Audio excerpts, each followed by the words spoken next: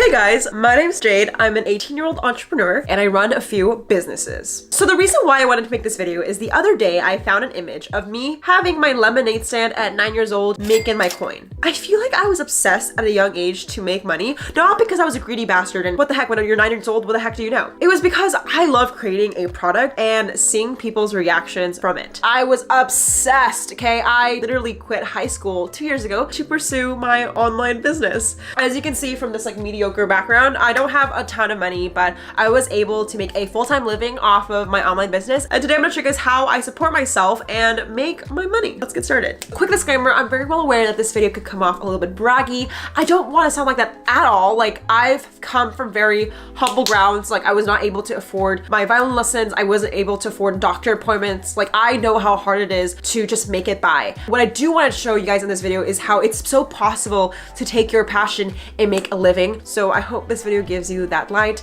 and shows you that things are possible. So with that being said, let's talk about moneymaker number 1. Other than the lemonade stand, which I don't really count as a business just yet, my first way of making money was selling through Etsy. I use Etsy in a combination with eBay, but what I would do is sell vintage dolls for 20% more than I bought it. Actually, I think I have it right now. Let me see if I can find it. Literally, do not judge. I know so many of you guys are gonna judge me for this and think I'm a freak for collecting antique dolls, but this is her. So it was like 2010, okay? And these dolls were hot. If you guys remember pull-up dolls, please comment below because you will be my best friend. But these pull-up dolls are retail like $100 each, but I would sell them for $200 or $300 more because they are always sold out. So that is how I made my money when I was 10 years old. I was able to make, I believe, like $300 a month by selling a doll. It was pretty good for an elementary school student. And I was really happy with this business because it came from a passion of loving dolls. And if I could share another doll with someone else, I was just super ecstatic to do so. So the pros of selling dolls or products online is that it's super fun. I found that like I was able to educate customers because I love the product so much. Like, I could tell you what's the weight of this leg, what's the material of the hair. Like, I loved dolls so much that I was obsessed with talking about it. And that actually made me such a good marketer because organically I was able to create a YouTube channel surrounded by dolls so I could sell and market these products. Keep in mind, this is 2010 YouTube, okay? So I wasn't so cool with the editing yet, but this is an example of some of the videos I made to sell my dolls. Hey guys, I'll be selling my pull-up wigs that I have for sale, and I might be selling this. I'm not very sure, but I bought it for $26, but it's sold out and it's in good condition. The second wig I have for sale is $10, no doubt about it. The cons of selling products online is it's really not scalable. I'm very well aware that you don't need to scale everything, but I couldn't sustain this business because it required you to buy like all these products, ship it out yourself, and I just didn't have that time because I was a kid. So yeah, that is the cons, but I really genuinely enjoyed my career in this field. Literally guys, go to your closet, find antique toys that you have when you were a kid, pop it into eBay, and you can actually see what are people selling it for and how much lower can you sell it for. And it's really easy to turn a profit just based on products you have at home. All right, 2. Drop shipping. So when I was 10 years old, I basically was like, fuck this shit. I want to sell other products than dolls. And I turned to Alibaba. So during this time of YouTube, it was like the kawaii age where basically all animal products were given personalities. So there was this like bear called Rilakuma. It was a famous freaking bear. And I would buy these keychains of this bear's face and sell it on Amazon. And I was able to make $5,000 a month based on that product. The pros of drop shipping in 2011 and 2012 was there's literally no competition. Now the cons is it's just now really competitive, and I would say it's pretty cost intensive, at least the way I did it. I fulfilled it out of my own home. You have to keep in mind that someone has to do those physical labor work. I'm not sure how it is right now just because I don't do that anymore, but that is just something to keep in mind. All right guys, so number 3 of how I used to make money was freelancing. You guys, if you are a student or you're someone who is a teenager and you want to make money, this is my best advice to get started. You don't need to be a serial entrepreneur. You don't need to create a lemonade stand. All you needed to do is have a single skill and make it worth for someone else. And all I did was provide photography services. My school started to know me as the Instagram girl. So I was like, okay guys, if you want photos, it's gonna cost you 20 bucks a session. So I went on these photo shoots. I had this very cringy like portfolio account where I would show my clients, and I would go on these $20 shoots. Honestly, it was super fun. Like, I just organically grew my little photography business, started to do senior portraits. Oh, and by the way, pro tip guys, suburban moms with a little bit of cash flow are your best clients, okay? If you're doing photography for senior photos especially, those moms gotcha. I would actually recommend to literally go to Zillow and type in like high income houses above like $500,000 or $1 million and literally go to those house areas and like hang up flyers or Facebook ads to hyper target them on those houses because they have more money to spend on your services. Like I was able to charge $150 for senior photos, and that was bank at my time. So going to find the best customer that can actually afford your services if you do that. So that's a pro tip. Now, if you're like, Jade, I don't have a skill in photography, how do I freelance? I would actually recommend Fiverr.com. This is not sponsored. I just know they have other virtual assistant type of tasks, whether you can do email replying for someone else or company, you can do like some bitch work. Essentially, there's tons of offers on Fiverr that you can just pick up by setting up an account. And I haven't personally done it, but I definitely know there's way more skills than taking photos that you can do. So with freelancing, I was able to make $1,000 in the summer, and that was bank for me. I was just rolling in dough. So highly recommend freelancing. All right, so now for the controversial lesson of the day. A lot of people say know your worth when it comes to freelancing. Now, I have a contradiction to that. I also think it's just as important when getting started to do free work.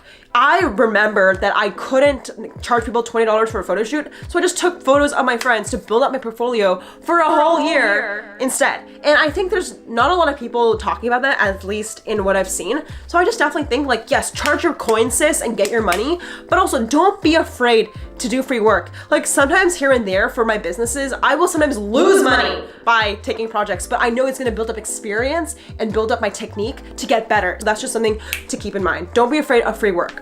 All right, so the fourth way to make money is social media. When I was around 16 or 17, that was the time I actually dropped out of high school, and it was because YouTube was starting to pick up. I make money on YouTube in 3 ways. One is AdSense, so I get placed ads you see on this video. I got paid for affiliate links, and I also got paid for sponsorships. Honestly, for a 1 million viewed video, I get paid around $4,000 to $5,000 for that just whole campaign. So it was able to sustain me for like a few months, and that's why I felt a little bit more comfortable to drop out of high school at like 16 years old. So I was making a little bit of cash from those videos. I do have to say though, the pros of starting a YouTube channel is it's very profit friendly. Like you only have to invest in a camera, and my parents really did help me kind of get my feet off the ground and invest and help me get this camera. But the cons is it's not as sustainable as you think. I definitely have videos with 1 million views, but I also have videos with like 2,000 views.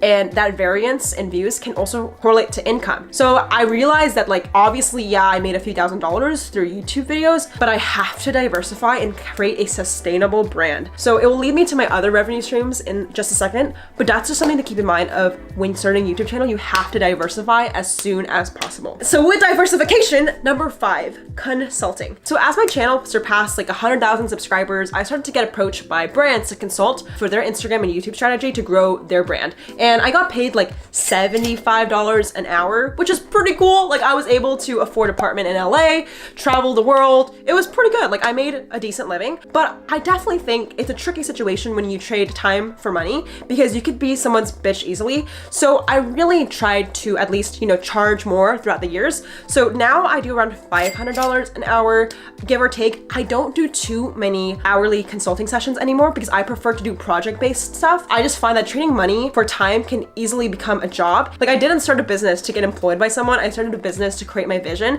So it's really important if you guys do consulting, like just to be very mindful of that because yes, it's very profitable, but you can easily be someone else's bitch if you don't know what you're doing and you're just not charging enough for it. Because I've lost more money sometimes by consulting because it took me a flight to get there, come back, book a hotel. Like I've definitely lost money. So just to be mindful of that profit and cost. Guys, if you're so far enjoying this video, make sure to give this video a like to let me know that you're enjoying it and subscribe to the channel for more videos about entrepreneurship. All right, number 6. Now I currently make money through software and my own products. So basically after consulting, like I said, I just became very, very tired of just trading money for time. And I realized like my dream has always to build a product. Like since the lemonade stand days, I was just obsessed with creating an experience and I just didn't do it anymore. I just felt like I was selling it. Yeah, sorry, I'm being dramatic. I was just super grateful for those opportunities, of course. Like I'm not saying I'm not grateful for those consulting sessions. What I am saying though is I knew that it was time to start something new. So a year ago with my co-founder, I started a text message software called PBJ app, and this has been an amazing journey. PBJ is a text message platform for brands to use to grow their business, and for every customer we get, it's around $1,500. And the pro of software is that it's very scalable. Like adding one user doesn't cost us too much money. However, the biggest cons of doing software is it's very capital intensive at the start. Like we probably put in over $100,000 into our platform so far, and we still have another $500,000 to go to finish our platform. Like it is not cheap, and I literally pour every like drip of money I have into this project because I really believe in it. But yeah, that's just one of the cons of building your product. But I love it. I really love our platform, and if you guys want to know more information about my text message platform, I'll just put information in the description box, and you guys can check it out. Around the same time I started PBJ, I also started Eat Like, which is a food box. I'm not going to go too much in detail about this project, but I started a food subscription box company. Don't ask why, I just pull myself into very interesting opportunities that don't really make sense all the time. But yeah, each box is $30, so we don't make a ton of profit, honestly, on the boxes. We actually lose more money. But yeah, that is another revenue stream that I'm currently working on and really trying hard to build and hopefully become profitable. I actually have a whole video about how apps don't make money. I will link it up here in the cards or in the description box if you guys want to know why most companies aren't profitable. All right, guys, so to break it down, you saw 6 ways of how I make money, and now I'm gonna show you guys where I make my money mostly. So 30% of my revenue, I would say, is from PBJ app. It's customers that pay us to use our text message platform. Then the other 30% is consulting. I consult for Shopify brands to grow their business for e-commerce. My father and I have kind of worked on that together. Another 30% I do make from YouTube, whether it's ads, sponsorships. I definitely think that YouTube has brought me so many opportunities with that. And lastly, I have this like little sliver percentage of just random gigs that I do. Like I do have Eat Like, I have a couple other side hustles. I like have an obsession with running businesses, as you can tell. Like if there's a lemonade stand opportunity, I'm jumping on it. So yeah, I definitely spread myself a little thin sometimes, but my main focus has always been PBJ, consulting, and YouTube. So those are the ways I currently make money. Hey guys, so I just want to say thank you so much for watching today's video. If you guys want to know more about entrepreneurship and how I spend my money, give this video a thumbs up and shout out to the comment winner. Shout out to the comment winner. Comment on this post to be featured in the next episode. Comment if you have any questions about business, finance. I'm not an expert. I actually don't have savings.